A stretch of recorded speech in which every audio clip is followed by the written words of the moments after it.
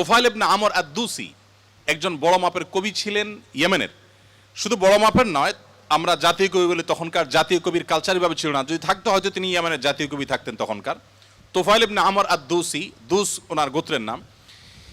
উনি যেহেতু বড় সাহিত্যিক এবং কবি ছিলেন, এবং সেই সময়ে কবি সাহিত্যিকদের অনেক কদর ছিল, বড় বড় রাজদরবারগুলোতে কবি সাহিত্যিকদেরই পদচারণা সবচেয়ে বেশি ছিল, এবং সবচেয়ে বড় পুরস্কারগুলো তারাই জিততেন। প্রশংসা করে রাজাদেরকে বিভিন্ন কবিতা, বিভিন্ন পংক্তি, বিভিন্ন লেখা এগুলো উপহার দিলেই পুরস্কার পেতেন। তো তোফাইল ইবনে আমর আদ-দুসি যেহেতু সাহিত্যিক ছিলেন, ভিআইপি ছিলেন, তিনি মক্কা উমরা করতে এসেছেন। মুহাম্মদ সাল্লাল্লাহু আলাইহি ওয়াসাল্লাম তখন গোপনে ইসলাম এর দাওয়াত দিচ্ছেন।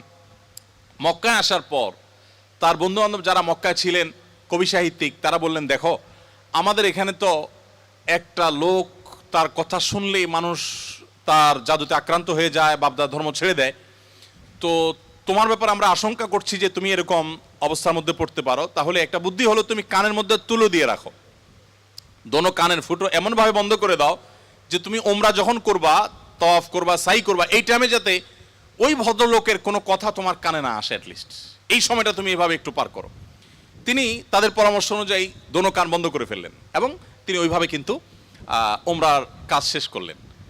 একটা পর্যায়ে তার মনে হলো যে আমি এত বড় সাহিত্যিক মানুষ, বুদ্ধিজীবী মানুষ, পড়াশোনা করা মানুষ, একটা মানুষ কথা বলবে আর আমি গলে যাব, ভুলভাল বললেও আমি সেটা মেনে নেব, আমি তো এত অর্বাচীন না, আমাকে এত ভয় কেন পেতে হবে। তিনি কানের তুলো টুলো খুলে ফেলে দিলেন, এবং এরপর তিনি হারামের কোন এক জায়গা থেকে কোরআনের কিছু আয়াতের অংশ বিশেষ তার কানে আসলো। আসার পর তিনি সাহিত্যিক মানুষ, বুঝলেন যে এটা তো এই মানের ভাষা, এই মানের সাহিত্য, এটা তো কোনো মানুষের রচনা হতে পারে না, বা এই ধরনের রচনা তো আমি আগে পড়ি নাই, এটা তো একটু ব্যতিক্রম মনে হচ্ছে। তিনি তখন মুহাম্মদ সাল্লাল্লাহু আলাইহি সাল্লামকে অনুসরণ করতে শুরু করলেন। পেয়ে গেলেন আলী রাদিয়াল্লাহু তাআলাকে, সম্ভবত আলীরই তেলাওয়াত শুনেছেন। তখন আলী রাদিয়াল্লাহু তাআলাকে বললেন যে দেখো আমাকে তার কাছে নিয়ে যাও, মুশকিল হলো আমার বন্ধু বান্ধবরা দেখলে তো আমার জাত যাবে, বা তারা আমাকে এমন আছে টর্চারও করতে পারে, তাহলে এক কাজ করো, নিয়ে চলো। আলী রাদিয়াল্লাহু সামনে সামনে যাচ্ছেন, উনি পিছিয়ে পিছিয়ে যাচ্ছেন। যে পরে তিনি ইসলাম গ্রহণ করলেন, এবং তিনি অনেক টর্চারের মুখোমুখি হলেন। তার মাধ্যমে ইয়েমেনে ইসলাম ঢুকে প্রথম ব্যক্তি ইয়েমেন থেকে ইসলাম গ্রহণ করা।